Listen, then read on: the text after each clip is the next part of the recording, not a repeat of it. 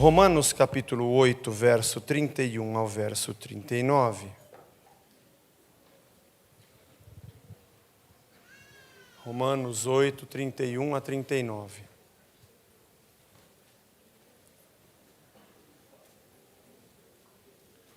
Que diremos, pois, à vista destas coisas? Se Deus é por nós, quem será contra nós? Aquele que não poupou o seu próprio filho, antes, por todos nós o entregou, porventura, não nos dará graciosamente com ele todas as coisas? Quem intentará acusação contra os eleitos de Deus? É Deus quem os justifica. Quem os condenará? É Cristo Jesus quem morreu, ou antes quem ressuscitou, o qual está à direita de Deus e também intercede por nós.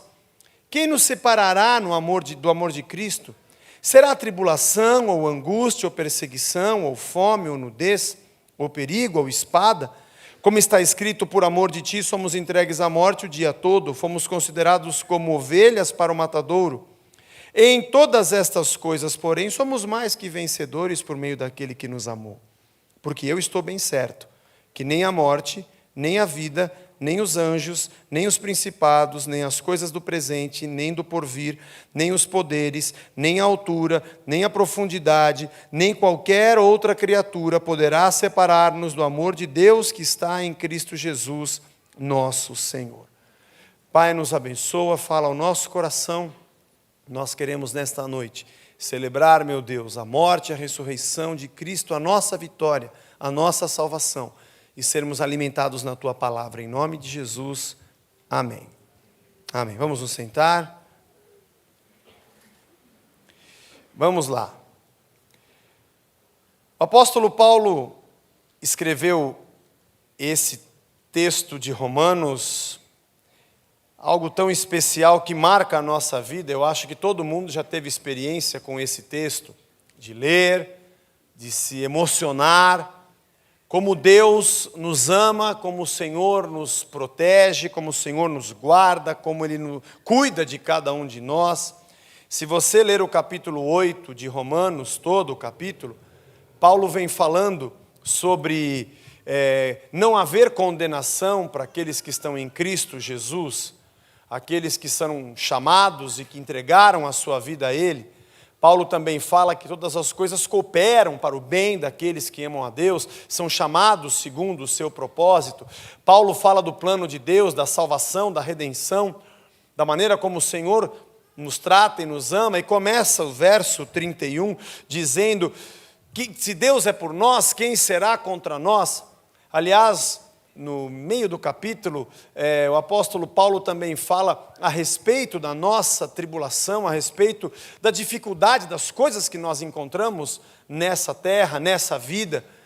E quem vai nos ajudar, quem vai nos socorrer, entendendo que Paulo escreveu essa carta à igreja de Roma.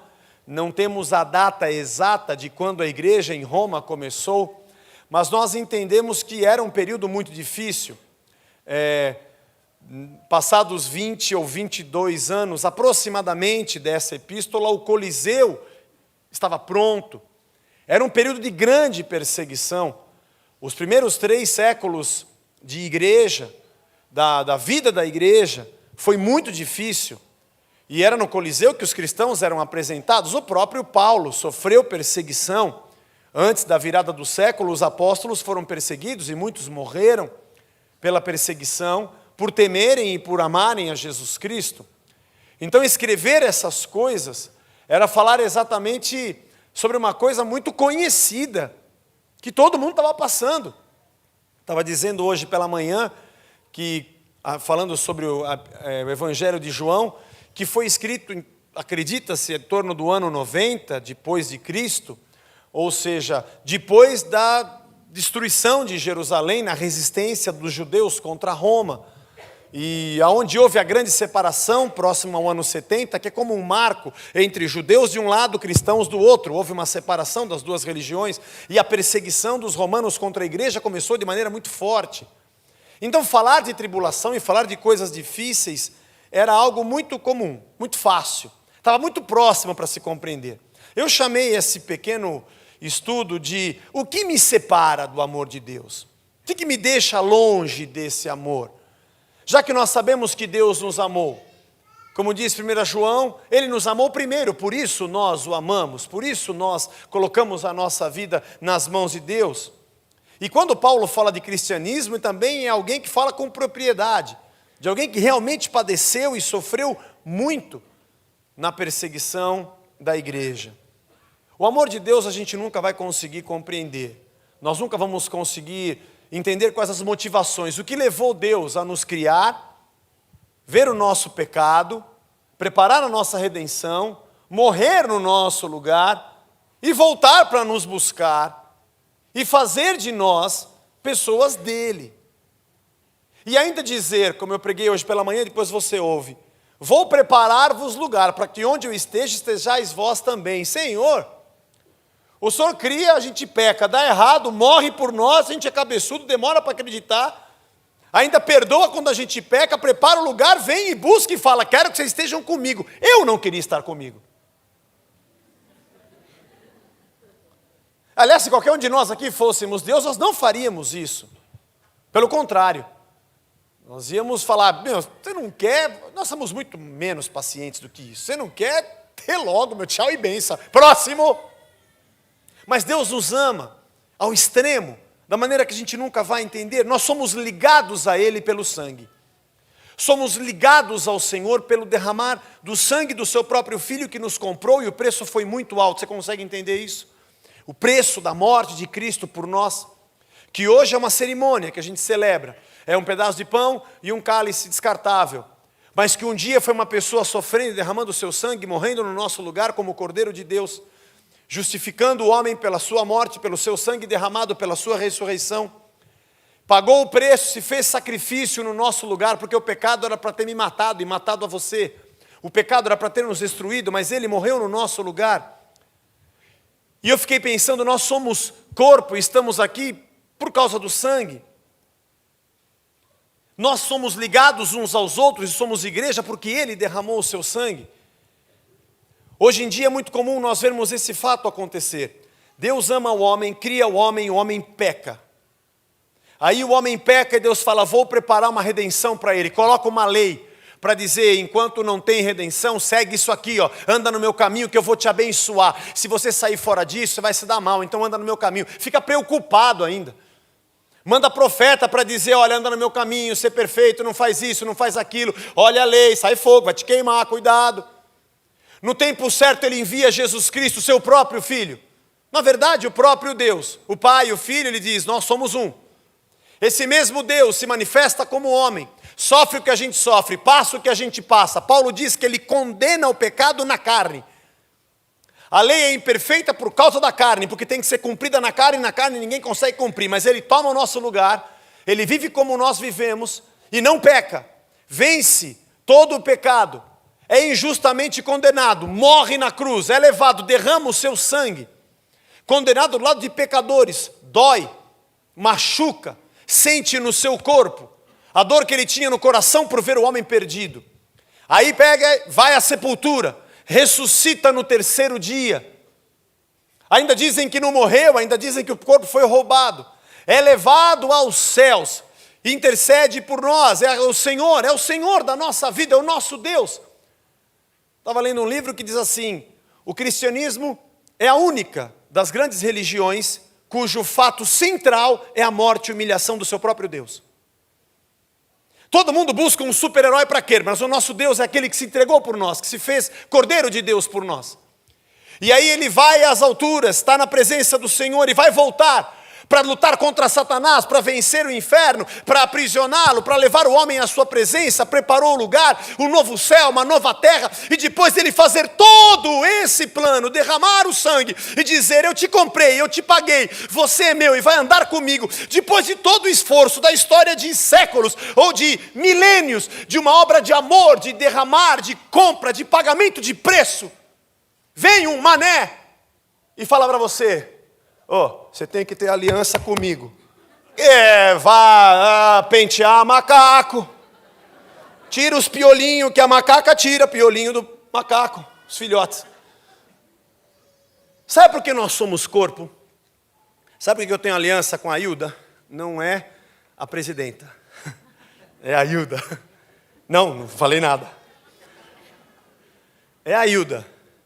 Não porque eu fiz um pacto com a Hilda, vamos fazer uma aliança, eu e você, não. Quer a gente se conheça ou não, faça ou não faça, aceitou Cristo lá, aceitou Cristo aqui, caiu sangue aqui, caiu sangue lá, nós estamos ligados. Quer queira, quer não queira, quer goste, quer não goste, o sangue de Cristo nos fez um. O que nos faz um, não é a babação de ovo em cima de ninguém. O que nos faz um, não é a ligação pegajosa e humana das pessoas que querem ter gente debaixo das suas asas. O que nos torna corpo, não é a dependência de homens que não fizeram nada por nós, a não ser o sangue de Cristo que nos salvou. E é por isso que nós somos um.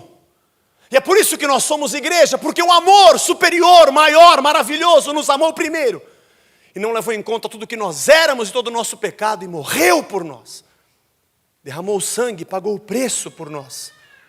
E nos comprou. Nós não fizemos um pacto com Deus. Foi Deus que derramou o sangue da aliança por nós. Jesus disse, esse cálice representa o sangue de uma nova aliança, tá? Agora sou eu que estou derramando. Você não vai ter que entrar lá no teu aprisco, nem pegar a tua ovelha, nem o teu animal, nem escolher um deles, ir lá e matar e derramar o sangue. Acabou, você não fez, eu fiz por você. Eu derramei por você. Eu me entreguei por você. Aliás, essa palavra aliança, ela está muito deteriorado o significado dela. Quando a gente pensa em aliança, a gente pensa em Antigo Testamento, promessas dos profetas. E ficamos puxando aquelas promessas para nós. Algumas delas, profeticamente, têm muito a ver conosco mesmo, com a própria igreja, com a vinda de Cristo, com a nossa vida como Israel de Deus na terra. Mas sabe por que nós queremos estar perto de Deus? Por causa disso. Deus fala assim, olha, Abraão, vou fazer de você o pai de uma grande nação. E eu falo, eu? Tira Abraão e coloca eu.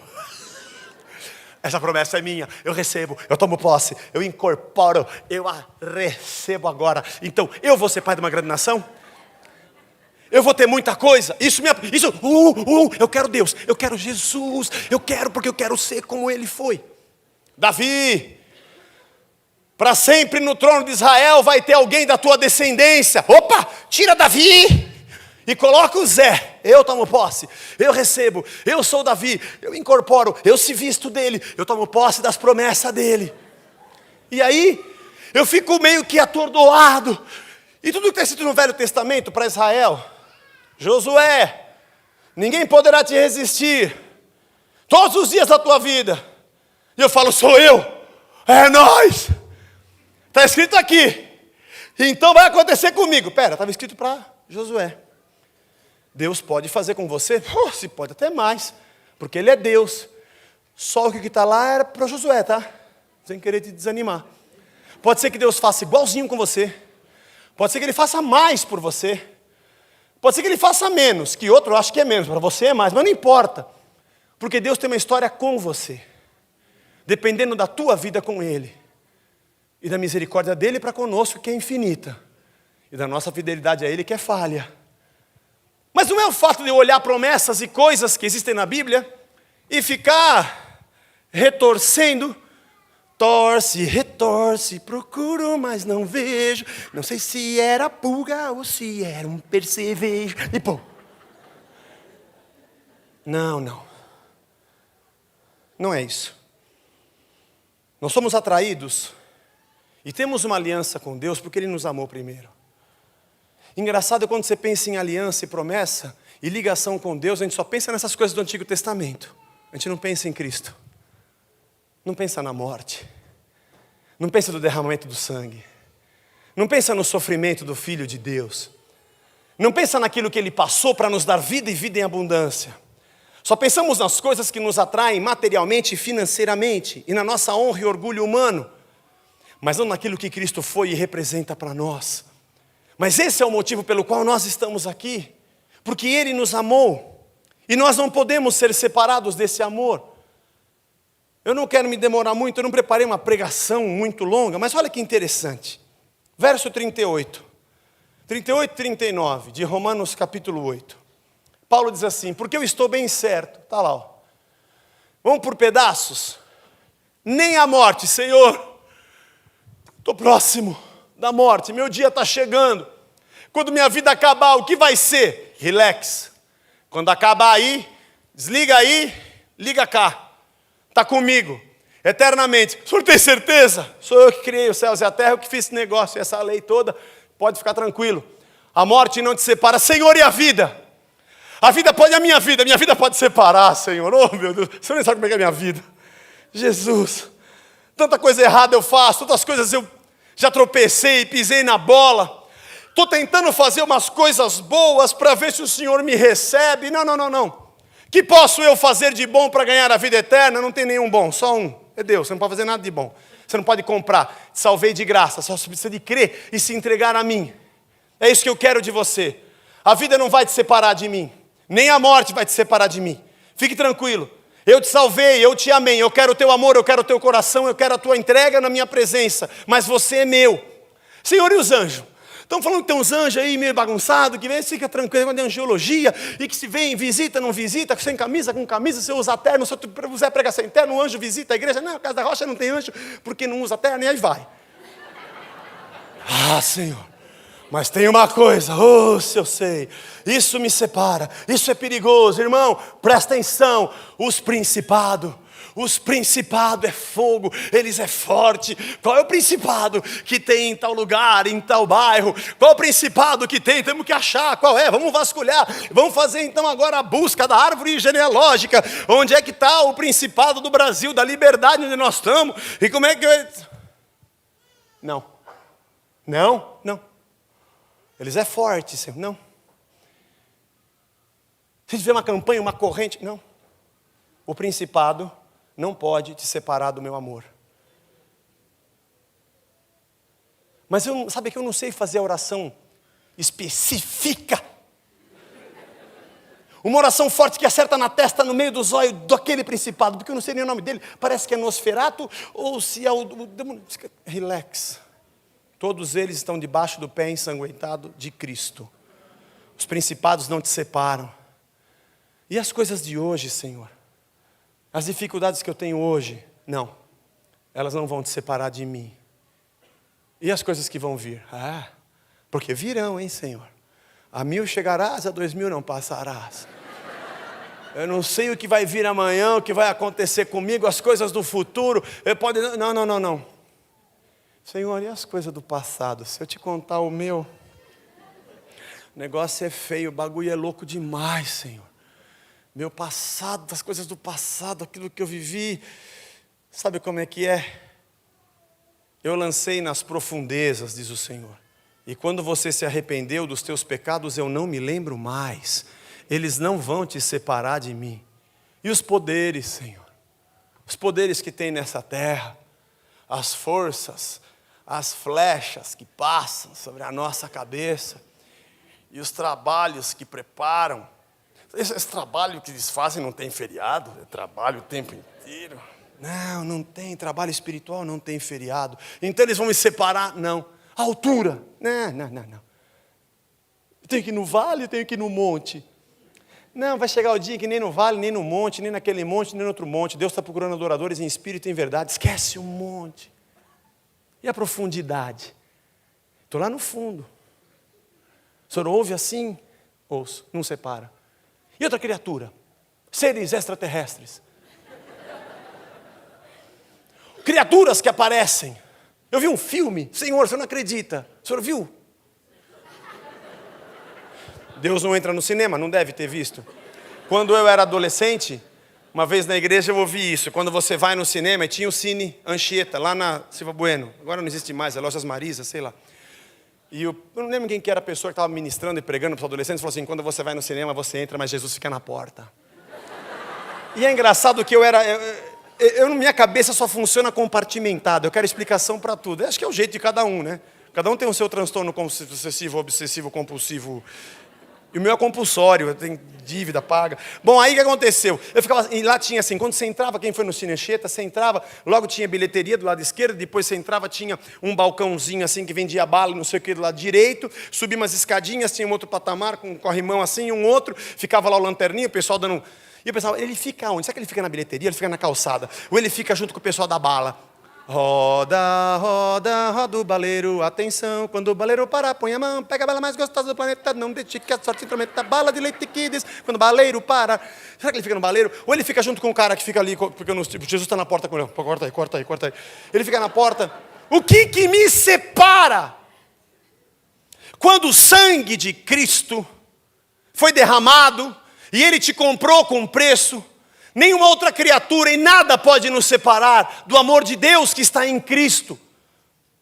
Porque isso é graça, não foi a minha escolha. Eu posso negá-lo e dizer, não quero mais Jesus na minha vida.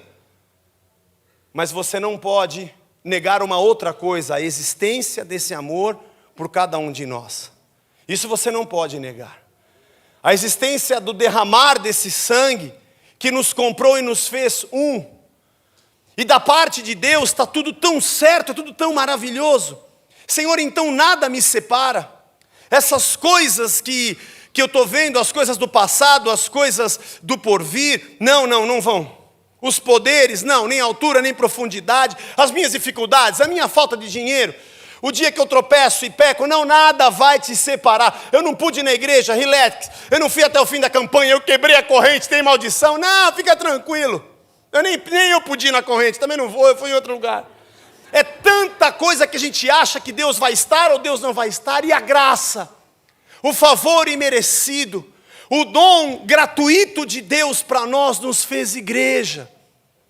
O amor de Deus nos tornou salvos. Nos fez ligados como sangue, pelo sangue. E se nós perguntarmos, Senhor, o que me separa do teu amor? A resposta desse texto, que eu não li inteiro de propósito, Paulo diz, da parte de Deus, nada. Deus dizendo assim, da minha parte, nada. Tua dificuldade, tua luta, teu pecado eu perdoo se você se arrepender. Tua dificuldade eu te assisto, eu estou com você, não se preocupe com o principado, potestade, esse relax, meu. A aliança é minha com você. Não é com gente, não é com homem, não é com nada, é comigo. Porque eu derramei o sangue por você. O que nos separa do amor de Deus? É que eu pulei uns versículos. É que esse daqui diz respeito às coisas que existem na vida e que Deus poderia se separar de nós. Sabe como é que é? Deus se separou de nós. Deus é o sujeito.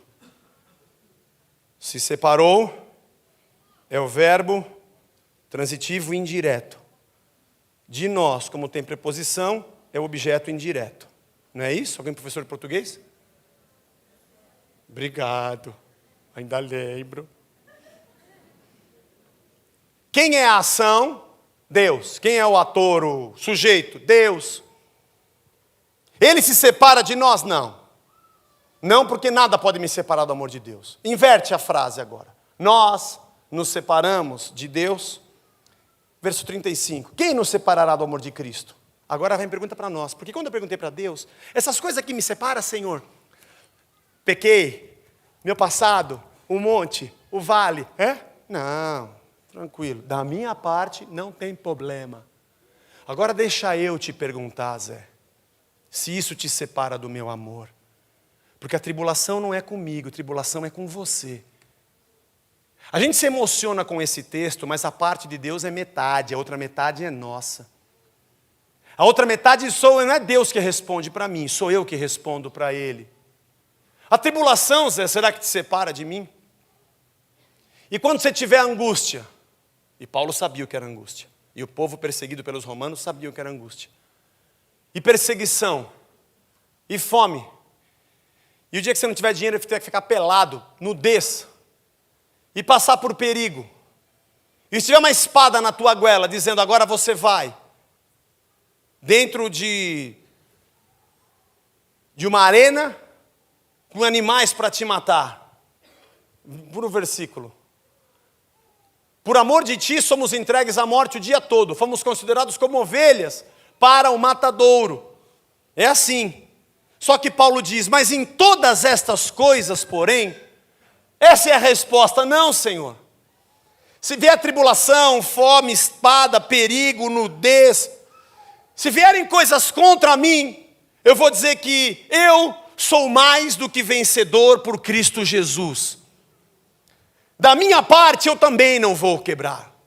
Quebrar aliança não é você sair da casa da rocha e eu ficar triste com você porque você saiu debaixo da minha Zetaflex. Não é isso não, gente. Eu repito com as letras maiúsculas, isso é baboseira. Se um dia você sair daqui e for atropelado, não adianta orar e falar, Zé Bruno, aonde estás? Me cobre agora com o teu manto. Que Zé Bruno? Quem te cobre é o sangue de Jesus Cristo que foi derramado de graça e eu e você não podemos pagar. E eu e você não conseguimos recompensar porque não tem como. Ele fez isso por nós gratuitamente. O que nós vamos responder para Deus? No dia da angústia, no dia da tribulação, da perseguição, da fome, da nudez, do perigo, da espada, de sermos entregues à morte. Eu preguei hoje de manhã, Deus vê a minha dor? Vê. Deus vê a minha dor. Há pessoas que acham que talvez você esteja entrando num momento de incredulidade. Não, não, não. A questão não é essa. Deus é um Deus maravilhoso que nos preparou um lugar. Ele não prepararia toda essa obra de salvação para nos deixar ao léu. Deus é um Deus que socorre? Sim. Ouve? Sim. Atende? Lógico. Faz sinais? Sim. Cura? Claro. Opera maravilhas? Sem dúvida. É um Deus que age no sobrenatural como eu e você não podemos entender. Aliás, quando Paulo diz que ele faz infinitamente mais, a nossa cabeça humana pensa outra coisa. Aí eu estava pedindo um carro para Deus e ele pode fazer infinitamente mais. Nem sabia que ele ia mandar uma frota. Não, infinitamente mais não é a frota, infinitamente mais são os seus propósitos. Tudo que ele vai nos ensinar, tudo que ele vai nos acrescentar no dia da tribulação. Tudo que Ele vai nos dar no dia do deserto, tudo que Ele vai somar na nossa mente, no nosso coração, na nossa alma, nos levando à estatura de varão perfeito, fazendo de nós pessoas mais firmes na rocha que é Jesus. Crentes de verdade naquilo que Ele pode realizar, mas com a vida derramada na sua presença, porque eu vou te dizer, fome, perigo, espada, nudez, perseguição, angústia, tribulação, são coisas que nós vivemos. E não significa que Deus não nos ama, nem que Ele não nos atende, mas significa que Ele preparou para nós aquilo que Paulo declara, nós somos mais do que vencedores. E a palavra mais do que não existe no grego.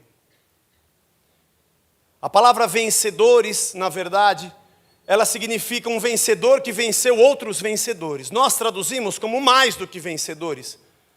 Seria, desculpe repetir essa palavra tão torpe, o campeão dos campeões.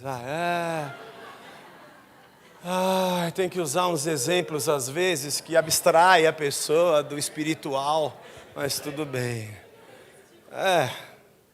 Tive que falar. Mas alguém que está acima de qualquer coisa. E a nossa alegria vem exatamente do amor de Deus, que nós não podemos explicar, que não nos separa, que não nos despede, que não nos manda embora. Os meus pecados me matariam, mas Ele me lavou. As minhas escolhas me destruiriam, mas Ele me deu o Evangelho para que eu seguisse. A minha cabeça ia decidir errado, com certeza, mas Ele me deu a mente de Cristo. O meu coração enganoso me levaria por um caminho errado, mas Ele trocou o nosso coração de pedra por um coração de carne. Nossos conceitos iam nos levar para o brejo, mas Ele colocou as suas leis no nosso coração e plantou dentro de nós. Nós morreríamos sozinhos, mas Ele habita em nós pelo seu Espírito e nós nunca mais andamos sozinhos. Em tudo isso nós somos mais do que vencedores. A angústia, a fome, a espada, a tribulação, elas podem acontecer, mas nós somos mais do que vencedores por Ele. Esses homens que viveram isso, esse Paulo que escreveu isso, perdeu a vida por pregar o Evangelho. O Evangelho chegou até nós porque homens perderam a sua vida. Porque Tiago morreu ao fio da espada e Pedro crucificado de ponta cabeça. João exilado. E muitos foram mártires ao longo da história, de todos os séculos até chegar até hoje. Aliás, estudando sobre a história da igreja, eu percebi isso. Se dependesse dos homens, a igreja não existiria. Começaram a crescer e criar uma organização tão complexa. Quando foi criado o clero, de perseguidos passaram ao topo da cadeia alimentar. Ricos com o império pagando tudo, com suas vestes, com o seu ouro. A igreja se desviou tanto do seu caminho. Muitos reformadores ao longo da história puxaram a igreja para o lugar certo, tirando o foco, os olhos do foco errado e colocando todos com os pés na rocha. Assim foi Lutero, assim foi Calvino, e assim foram tantos, e até os dias de hoje. Entender que o amor de Deus é maravilhoso e que nada me separa dele. Eu não posso deixar que nada o separe de mim. Eu não posso deixar que essas coisas que são comuns no dia a dia me levem a pensar que Deus me abandonou. Jamais. Eu encerro dizendo aquilo que eu disse hoje pela manhã. Eu não consigo entender a vida. Eu não consigo entender porque coisas dão certo, porque outras dão errado. Eu não consigo entender como Deus responde e qual o tempo de Deus. Essas coisas me angustiam. E eu também não consigo entender o amor de Deus. Mas como eu sei que Ele existe, eu descanso.